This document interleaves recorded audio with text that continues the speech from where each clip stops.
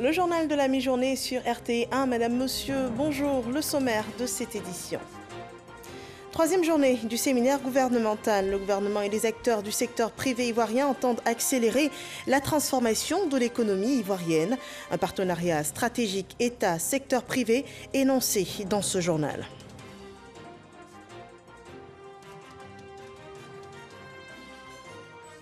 Premier colloque contre le terrorisme à Abidjan. Il a réuni des acteurs institutionnels, des ambassadeurs et des représentants d'organisations internationales. L'objectif, la synergie et la complémentarité des actions de lutte en tenant compte des spécificités de chaque territoire.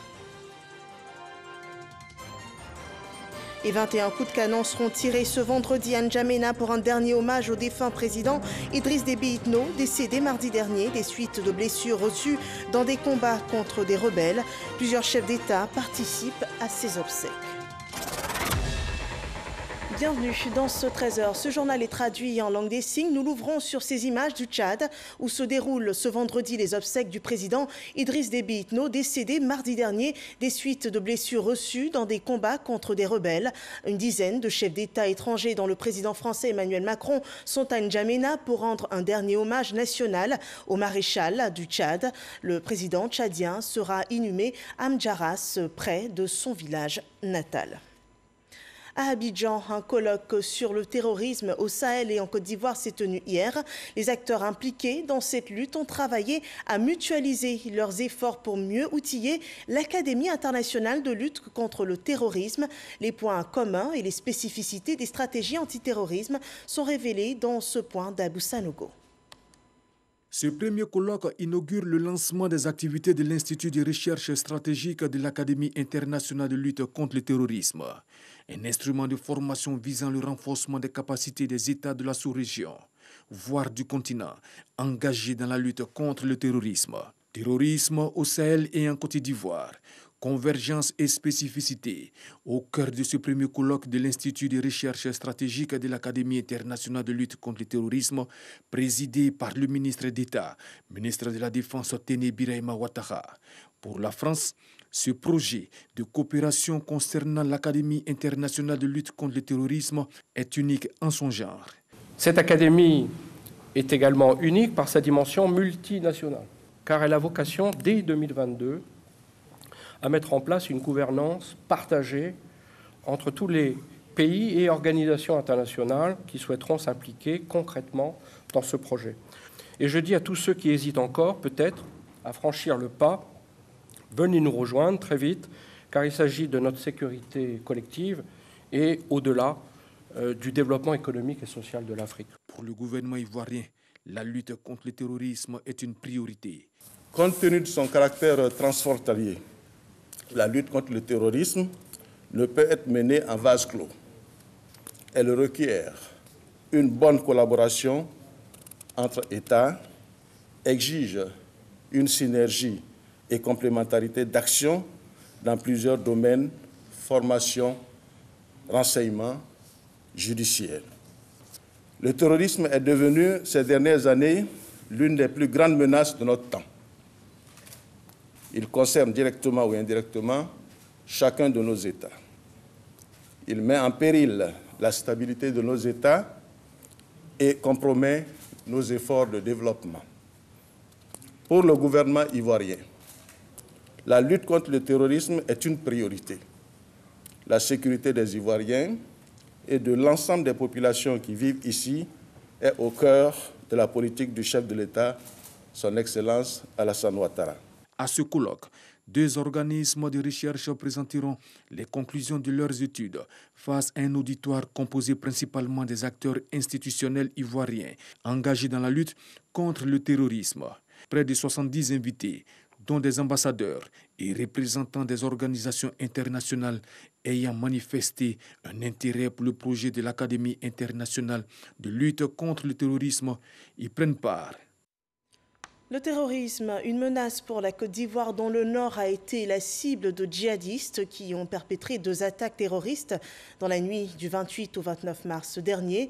Et concernant la récente attaque de la base militaire de Ndotré, les autorités militaires ivoiriennes rassurent, il ne s'agit pas de terroristes.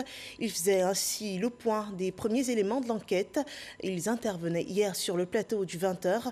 Je vous propose de suivre cet extrait.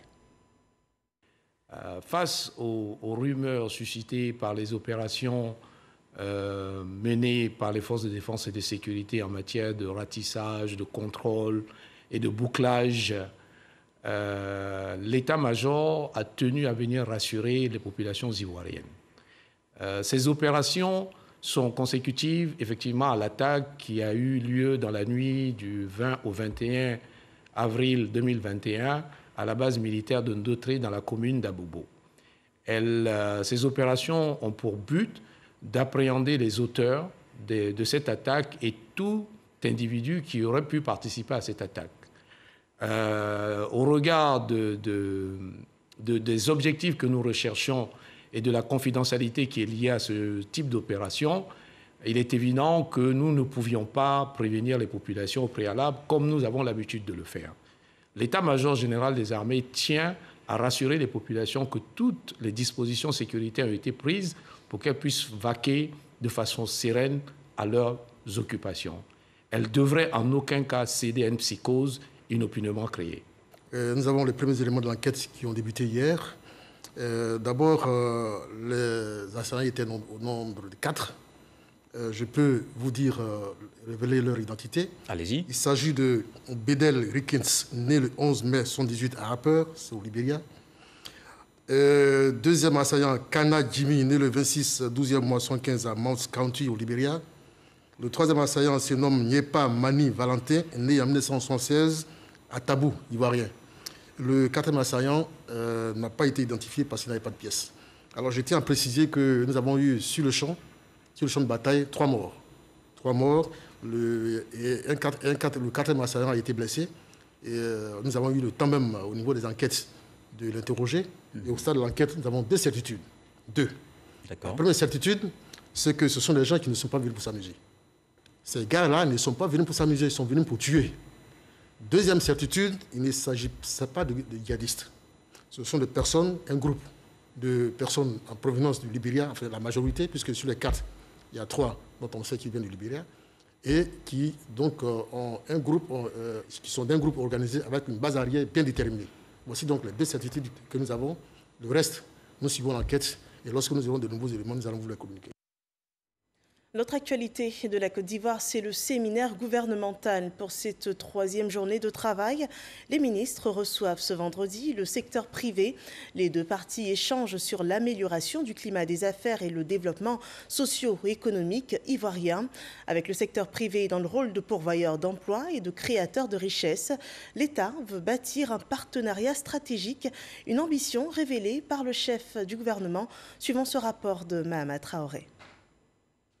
Le secteur privé, c'est 2/3 des investissements et 80% des emplois du pays. Un acteur de poids que ne saurait négliger le gouvernement dans sa stratégie de développement. Depuis 2011, l'État a au total initié 85 réformes en vue d'améliorer le climat des affaires, mais certaines préoccupations telles la fiscalité et l'accès à la commande publique demeurent. En initiant donc cette journée d'échange État-secteur privé à la faveur du séminaire gouvernemental, le Premier ministre Patrick Achi espère ainsi ouvrir une nouvelle ère de coopération. Notre ambition de permettre à la Côte d'Ivoire d'intégrer la classe des pays à revenus intermédiaires de tranche supérieure d'ici à 2030 exige de maintenir durablement un taux de croissance économique élevé et de créer plus de 8 millions de nouveaux emplois sur la décennie qui vient. Pour insérer socialement l'extraordinaire croissance démographique de notre population active. Cela nous commande, État et secteur privé, d'aller donc encore plus loin et encore plus vite. Nous connaissons, vous et nous, l'essence même de notre mission. Le cap est clair, la route est droite. Il s'agit en effet d'accélérer radicalement l'industrialisation de la Côte d'Ivoire, afin de générer des emplois pour tous, de continuer à réduire la pauvreté en la divisant par 2 sur 10 ans et de développer une classe moyenne enfin majoritaire. L'approche du chef du gouvernement séduit le monde des affaires. Alors le président du patronat ivoirien veut croire que cette rencontre du 23 avril 2021 marquera un tournant décisif dans la relation État-secteur privé. Nous pensons que le premier grand succès de cette première journée dédiée au secteur privé sera de déboucher sur des réponses concrètes aux préoccupations urgentes exprimées par le monde des entreprises. Après les échanges sans phare que nous aurons sur différents points, de l'environnement des affaires aux questions structurelles et de gouvernance, il nous faudra passer des déclarations d'intention aux actes concrets qui démontreront qu'effectivement, un nouveau cap a été pris. Durant une journée, les deux parties vont discuter entre autres de l'état de la promotion des champions nationaux, de l'accès au crédit et de la transformation du secteur informel. Les conclusions de cette séance et également de ce séminaire gouvernemental vous seront proposées au cours de nos prochaines éditions. Nous en venons au dossier de ce journal. Le service politique s'est introduit à l'Assemblée nationale et vous dit tout ce qu'il faut savoir sur le bureau de l'hémicycle, les modalités de sa formation, son fonctionnement et le rôle de chaque entité. Un dossier instructif réalisé par Moussa Konaté. Jean-Paul Yao Kofi a été élu député de la circonscription de Kwasi-Kwasi-Kro dans la région d'Unzi aux législatives de mars 2021. Sur proposition de son groupement politique, le PDCI, il est aujourd'hui membre du bureau de l'Assemblée nationale au poste de vice-président. Le vice-président de l'Assemblée nationale fait partie de la conférence des présidents. La conférence des présidents, c'est un organe qui assure le calendrier et le programme de travail des députés de l'Assemblée nationale. L'article 12, alinéa 3, donne également la possibilité au vice-président de suppléer le président dans toutes ces tâches qui sont la présidence d'une plénière, la présidence de la conférence des présidents et la présidence du bureau de l'Assemblée nationale. Jean-Paul Yao Kofi fait donc partie des 27 membres du bureau de l'Assemblée nationale depuis le 14 avril. Un bureau proposé par le président Amadou Soumaoro, adopté à l'issue d'un vote par les députés. 11 vice-présidents, 3 questeurs et 12 secrétaires. Le bureau de l'Assemblée nationale est ainsi constitué. C'est la plus haute instance de l'hémicycle, le lieu où se prennent les grandes décisions. Ce sera le bureau de l'Assemblée nationale qui sera compétent lorsque nous nous retrouverons par exemple hors session et qu'il s'agira d'examiner des questions d'immunité par exemple de certains députés. Ce sera le bureau qui sera compétent lorsqu'il s'agira de déterminer la conduite politique de l'Assemblée nationale. Ce sera le bureau qui sera compétent lorsqu'il s'agira de déterminer la ligne politique selon laquelle l'Assemblée nationale doit s'exprimer. Par exemple, elle doit donner la position de l'Assemblée nationale sur l'actualité politique, sur des prises de position à l'international. Voilà, ce sera le bureau qui sera compétent donc, pour prendre ces hautes décisions-là. Faire partie du bureau de l'Assemblée nationale est une lourde responsabilité pour Krapoulin Kwasi. Le député de Sorobango dans la région du Gontougou est secrétaire du bureau. Le secrétaire de bureau assiste le président ou son représentant lors des séances publiques, à l'hémicycle ou au congrès. À ce titre, le secrétaire que je suis veille à la rédaction des procès-verbaux et surtout à la conformité des débats. Le secrétaire que je suis constate les votes, procède au dépouillement des scrutins, contrôle aussi ce que nous appelons les appels nominaux. Abdoulaye Karim Diomandé est questeur. Il a la charge de la question des affaires financières de l'Assemblée nationale. Le questeur est chargé de la gestion financière de l'Assemblée nationale, conformément au règlement de la comptabilité de l'Assemblée nationale. À ce titre, c'est lui qui, en collaboration avec les services compétents, monte le budget et le présente à la Commission des affaires économiques et financières, qui ensuite le présente au bureau de l'Assemblée nationale. Et enfin, nous passons avec ce budget en plénière de validation. Il y a un budget qui est mis à la disposition de l'Assemblée nationale qui s'exécute conformément au règlement de la comptabilité. Ça veut dire qu'on a un budget d'investissement, on a un budget de fonctionnement. Donc tout cela, nos services font des propositions et les questeurs valident. Et tout cela aussi se fait sous l'autorité du bureau de l'Assemblée nationale et du président de l'Assemblée nationale. Dans le bureau de l'Assemblée nationale, seul le mandat du président court durant toute la durée de la législature. Les autres membres, eux, ont un mandat d'1 an renouvelable. Les députés membres du bureau sont issus de différents groupements politiques, PDCI, RHDP et EDS. Absent du bureau, le groupe parlementaire UDPCI n'est pas satisfait de cette composition. Les membres du bureau assistent le président dans la gestion de l'Assemblée nationale. Et si les contradictions politiques, les sensibilités s'expriment à ce niveau, ça permet au bureau de venir devant les députés avec des positions consensuelles, puisque les représentants des groupes dans le bureau relaient auprès de leurs membres les décisions qui sont prises au niveau du bureau. Ce n'est pas le cas.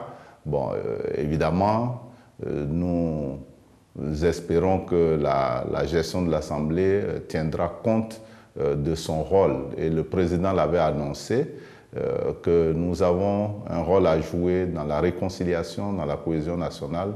C'est pour ça que j'ai été très surpris de voir que le bureau a été constitué contrairement aux déclarations. Un avis qui n'est pas partagé par d'autres députés. L'Assemblée nationale est une chambre politique. Le président discute avec le groupe parlementaire. Il propose au groupe parlementaire de donner des noms. Et le président peut choisir des noms. Il peut demander à ce qu'on donne plusieurs noms. Et parmi ces noms, il choisit ceux qu'il pense être capables de l'aider à accomplir la mission. Les députés n'appartenant à aucun groupe parlementaire auraient eux aussi souhaité intégrer le bureau. Nous n'avons pas voulu nous aligner à des idéologies politiques, sûrement parce que nous ne nous reconnaissons pas dedans. Et nous avons aussi le devoir, sinon le droit de porter la voix de nos populations qui ont fait le libre choix de voter des indépendants pour que leur voix soit portée sans un tamisage qui passe dans un maillage de partis politiques. Si le bureau de l'Assemblée nationale est le garant de la ligne de conduite des activités de l'institution, les débats parlementaires appartiennent aux commissions qui seront bientôt mises en place. Voilà, c'était le dossier politique de la semaine sur le bureau de l'Assemblée nationale, un dossier réalisé par Moussa Konaté. À revoir sur rti.info. Informons-nous à présent sur l'évolution de la pandémie de coronavirus.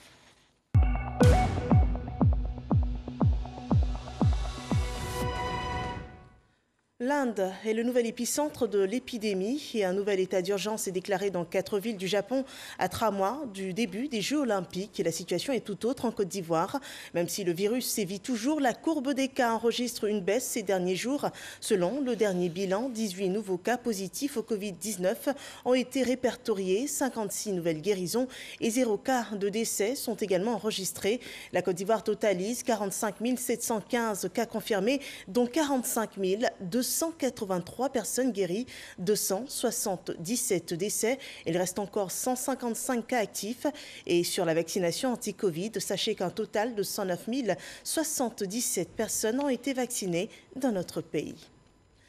La journée africaine des victimes d'accidents de travail et maladies professionnelles.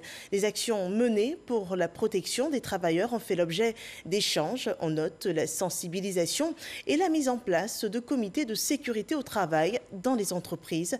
Le détail avec Walter Amadou Ouattara. Au centre de ces échanges, les difficultés rencontrées en période de crise sanitaire due à la Covid-19 par les organisations de la société civile intervenant dans la promotion de la santé et sécurité au travail. Des échanges et sensibilisations constituent la composante majeure de cette 3e journée africaine des victimes d'accidents du travail et maladies professionnelles. Dans les pays membres de l'interafricaine, on note une régression notable du nombre d'accidents. En Côte d'Ivoire, on était dans les années 80 à près de 16 000 accidents par an. Actuellement, nous sommes autour de 6 000 à 7 000 accidents par an. Malgré l'accroissement de la population de travailleurs, mais à côté des accidents, nous avons une émergence des maladies qu'on appelle des maladies professionnelles.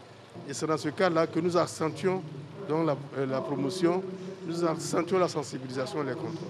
Les gestes barrières pour se protéger et protéger les autres du coronavirus Entre autres recommandations du président de la Fédération africaine, des associations des accidentés du travail et malades professionnels, ainsi que celles du représentant du directeur général de la CNPS. Nous voulons qu'en matière de la législation, les textes soient revus en faveur des personnes victimes d'accidents du travail. Nous souhaitons aussi que des mesures soient prises dans le cadre d'accompagner tous les travailleurs aujourd'hui qui ont perdu leur emploi par rapport à la Covid et encore par rapport aux accidents du travail. À cette commémoration, Adama Kamara, ministre de l'Emploi et de la Protection sociale, était représenté par le docteur Franck Yao. La journée d'hier, un accident de la voie publique sur l'axe Yopougon à Bobo a fait au moins 10 morts, 11 blessés, dont 5 cas graves. D'importants dégâts matériels sont aussi à déplorer. 4 véhicules sont impliqués dans cet accident. Une enquête policière est en cours en vue d'établir les responsabilités. Et puis, face au comportement à risque de certains conducteurs, une commission de retrait de permis siège après chaque cas d'accident. La seule journée d'hier a statué sur 22 cas d'accidents, dont 12 mortels. Ces accidents ont été causés par des actes d'incivisme, excès de vitesse, violence et voies de fait sur des agents des forces de l'ordre et mauvais stationnement. Une journée de l'emploi pour 3000 étudiants. À cette rencontre de l'opportunité participaient une trentaine d'entreprises. L'objectif, c'est l'insertion socio-professionnelle des étudiants par la mise en relation directe avec les recruteurs d'entreprises. Jean-Marc Djadji. 3000 étudiants de toutes les filières prennent part à la première édition de la journée de l'emploi. Une journée organisée par une université privée de la place. Objectif, permettre aux étudiants qui frappent aux portes de l'emploi de rencontrer les entreprises. Comme le thème de la journée le dit, à la rencontre de l'opportunité. Alors, il était intéressant pour moi, étudiant, de venir à ce rendez-vous qui est pour moi la chance et l'occasion de rencontrer des entreprises afin de m'orienter dans mon projet de carrière. Cette mobilisation des étudiants est loin de déplaire aux entreprises. Il était important pour nous de venir leur faire comprendre qu'au-delà de l'emploi ou de l'auto-emploi, quand on est encore jeune, de poser les bases qui nous permettront d'asseoir une vie demain beaucoup plus stable et beaucoup plus radieuse. Pour les organisateurs, l'idée à travers cette initiative est de créer une opportunité réelle pour tous les participants. La finalité de la formation que reçoivent les enfants est de leur permettre d'être outillés pour se présenter sur le marché du travail. Et une fois sur le marché du travail, il leur faut trouver du boulot et développer donc les relations avec le secteur privé est un bon moyen d'y arriver. Les étudiants ont rencontré une trentaine d'entreprises et ont participé à des panels avec pour thématique à la rencontre de l'opportunité. Cette journée se veut également un rendez-vous annuel d'échange direct entre étudiants et entreprises. Sur le plan économique, les femmes togolaises vivant en Côte d'Ivoire célèbrent leur intégration dans le tissu économique et social. Ces femmes travaillent à fédérer leurs actions pour créer un réseau en vue de faciliter l'accès au financement pour leur autonomisation, mais aussi pour contribuer de manière efficiente à la croissance économique de la Côte d'Ivoire, leur pays d'hôte. Dans le sud-est de la Côte d'Ivoire, le médiateur de la République installe des comités de veille et de suivi de la cohésion sociale. Des comités mis en place dans les départements d'Aboisseau et d'Adiaké qui seront chargés d'aider à résoudre principalement les litiges entre les citoyens et l'administration. Les élections des conseillers des Français à l'étranger et des délégués consulaires se tiendront le 29 et le 30 mai prochain. En Côte d'Ivoire, les 12 000 Français résidents sont invités à prendre massivement part à ces scrutins. Le reportage de Walter Amadou Ouattara. Les élections des conseillers des Français à l'étranger et des délégués consulaires constituent un événement politique qui ne passionne pas la cible. En 2014, 1500 personnes avaient voté sur 12 000 Français résidant en Côte d'Ivoire. Afin de sensibiliser les hésitants à prendre massivement part à ces élections, le député des Français de l'étranger en charge du Maghreb et de l'Afrique de l'Ouest, N'Djib El Guerab, a expliqué à Abidjan les enjeux de ces futures élections. Chez les Français de l'étranger, il y a 3,5 millions de concitoyens à travers le monde, que ces 3,5 millions de concitoyens, ils sont à peu près la moitié à être inscrits pour des élections à pouvoir voter. Ils sont 1,8 million. Et c'est un enjeu stratégique important, électoralement, certes, par le chiffre, mais pour la France. Et le rayonnement de notre pays à l'étranger, il passe par eux. Les ambassadeurs, les consuls restent 2 ans, 3 ans, 4 ans grand maximum et s'en vont. Françaises et Français de l'étranger, ils sont là pendant des décennies. Ils sont là dans les crises, ils sont là après les crises, et donc ils sont un peu la continuité de la présence française à travers le monde. 5 listes sont à la conquête de 5 postes de conseillers consulaires. Pour ce député français, il est plus qu'important que les Français de Côte d'Ivoire, qui sont à 80% des binationaux, s'intéressent à la politique étrangère française. Au centre de la Côte d'Ivoire, la 21e édition de l'Open Golf Club se déroule depuis mardi sur le Golf Club de Yamoussoukro. 100 golfeurs compétissent pour le trophée Félix Houphouët-Boigny. Le vainqueur de cette édition remportera la somme de 5 700 000 francs CFA. Des nouvelles de la compétition avec Seydou Koulibaly. Et c'est parti pour la 21e édition de l'Open de golf du trophée Félix Houphouët-Boigny. C'est le ministre de la Promotion, des Sports et du Développement de l'économie sportive, Paulin-Claude Danhaut, qui par ce peut a donné le coup d'envoi de la 21e édition de l'Open de Côte d'Ivoire sur le parcours du Golf Club de Yamoussoukro. Un patron du sport ivoirien heureux de voir cette compétition qui porte le prestigieux nom du premier président de la République ivoirienne. C'est ma première sortie officielle pour une compétition d'une fédération. Et j'ai tenu à venir à Yamoussoukro. D'abord pour montrer que la Côte d'Ivoire est de retour dans le Conseil des Nations et que le golf joue par cet Open un rôle très important dans la promotion et le rayonnement international de notre pays. Je suis aussi venu pour montrer que toutes les fédérations sportives, tous les sports seront promus à travers le ministère en charge de la promotion des sports. Après une mise en berne l'année dernière pour cause de Covid-19, l'Open de Côte d'Ivoire semble avoir retrouvé un nouveau souffle. Une centaine de golfeurs issus de 20 pays prennent part à cette compétition. Les golfeurs vont s'affronter 3 jours durant sur le parcours très sélect de Yamoussoukro, un 18 trous de classe internationale. L'African Golf Tour, qui accompagne la Fédération ivoirienne de golf, a offert 1200 balles de practice pour les entraînements des golfeurs. Et c'est sur ces images du Golf Club de Yamoussoukro que nous terminons ce journal. Merci de l'avoir suivi. Ne zappez pas, suivez à 15h un autre point d'information sur RTI 1. Je vous souhaite un excellent après-midi.